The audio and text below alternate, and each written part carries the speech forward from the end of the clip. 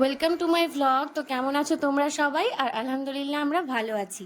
তো ঈদের পরে আমরা ভাবছিলাম যে একটু মালদা ঘুরে আসি, আর পিআরএম সেন্টার পয়েন্টে আমাদের যাওয়া হয়নি, তো ভাবলাম ঘুরেও আসি।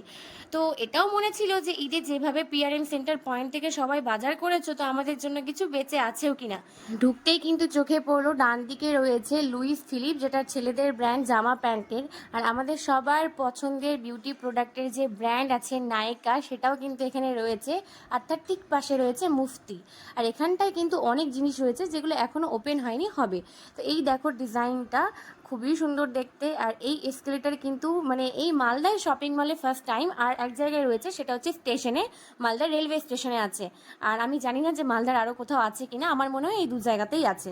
তারপর আমরা ফার্স্ট ফ্লোরে উঠে পড়লাম, আর এখানটায় দেখতে পেলাম বাটার শোরুম। তো আমরা জুতো টুতো কেনার চিন্তাধারা নিয়ে যাইনি বলে কিন্তু আমরা বাটার শোরুমে ঢুকিনি।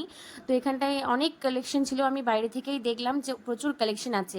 তারপরে চলে গেলাম আমাদের সবার মানে অল ইন ওয়ান যেটা মেইন আকর্ষণ, সেটা হচ্ছে জুডিও। জুডিওটা এখন পিআরএম সেন্টার পয়েন্টের মূল আকর্ষণ, কারণ এখানটায় 1000 টাকার উপরে কিছুই পাবে না তোমরা। তো বাচ্চাদের কালেকশন কিন্তু অনেক আছে, আর ছেলেদেরও খুবই কালেকশন আছে। আর মেয়েদের কালেকশন বলতে শুধুমাত্র ওয়েস্টার্ন ওয়্যার, যেরকম জিন্স টপ, আর তারপর তোমার বিভিন্ন রকমের ফ্যান্সি ওয়্যারগুলো যেগুলো হয় সেগুলো আছে। কিন্তু আমরা মালদাবাসীরা যাই যেগুলো পরি কুর্তি টুর্তি, সেগুলোর কালেকশন কিন্তু একদমই নেই, মানে নেই বললেই চলে, দু একটা হয়তো আছে কোথাও।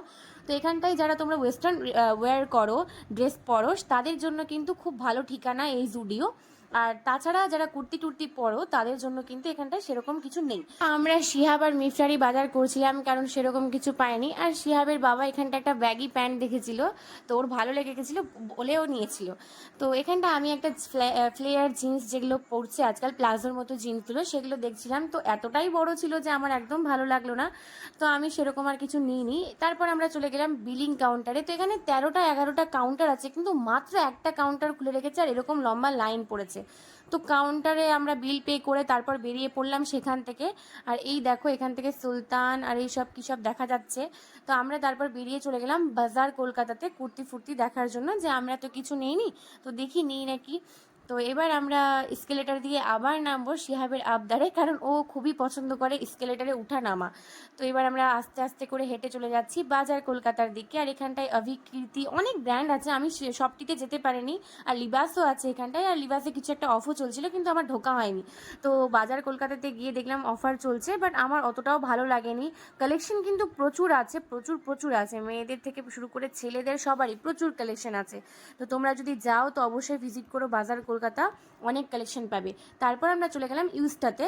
তো ইউজটাতে আমরা নিতে এসেছিলাম আমার শ্বশুরের কাপড়।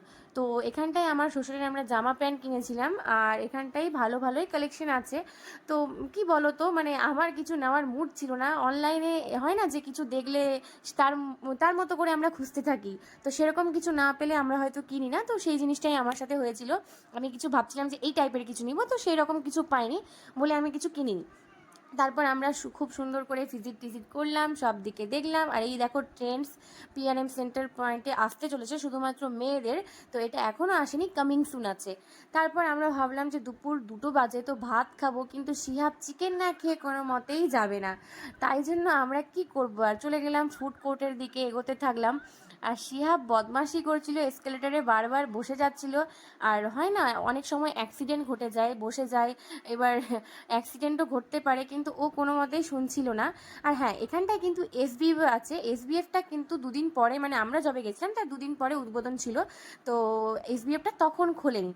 আর এই দেখো শিহাব কিরকম দুষ্টুমি করছে, বসে বসে যাচ্ছে। উপরে উঠছিলাম আর ভাবছিলাম যে ফুড কোর্টের অপোজিটেই ঠিক গেমিং জোনটা আছে, তো শিহাব সেখানটায় গিয়ে কি করবে, তো যেরকমটা ভেবেছিলাম সেরকমটাই হয়েছে। পুরো কেঁদে টেঁদে একাকার করে দিয়েছিল যে ও গেম খেলবেই খেলবে। তো আমরা কোনো মতে রাজি হইনি, কারণ ও অনেকটাই এখন ছোট আছে, ওর মানে খেলার ওইসব আমার মনে হয় না। আর সব কিছু দিতে থাকলে ও সব কিছুর আবদার করতে থাকবে। তো শিহাবকে অনেক কষ্টে আমরা ওখান থেকে নিয়ে আসলাম, আর ভাবলাম যে কি করে ওর মন ভোলানো যায়। তাই আমি ওকে একটা আইসক্রিম কিনে দিয়েছিলাম, আর বললাম যে বেটা তুমি একটু বড় হয়ে যাও, তারপর গেম খেলবে।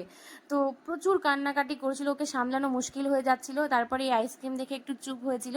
তো আমরা এখানটা থেকে একটা স্ট্রবেরি ফ্লেভারের আইসক্রিম নিয়েছিলাম, আর মোটামুটি ভালো ছিল খেতে। তো হয় না বাঙালি বলে দুপুরের খিদাটা কিন্তু যা কিছু খাই না কেন মিটবে না, তো আমরা কি করব বলে বুঝতে পারছিলাম না। তো শিয়াবের পছন্দের আমরা নুডলস অর্ডার করেছিলাম, ওই কারণ ও নুডলস খেতে ভালোবাসে। আর আমরা কিন্তু মালদা প্রপারে গিয়ে আবার ভাত টাত খাবো বলে আমরা সেরকম কিছু নিইনি। তো আজকের ভিডিওটা এতটুকুই, ভালো লাগলে লাইক কমেন্ট আর শেয়ার করো। তো টাটা।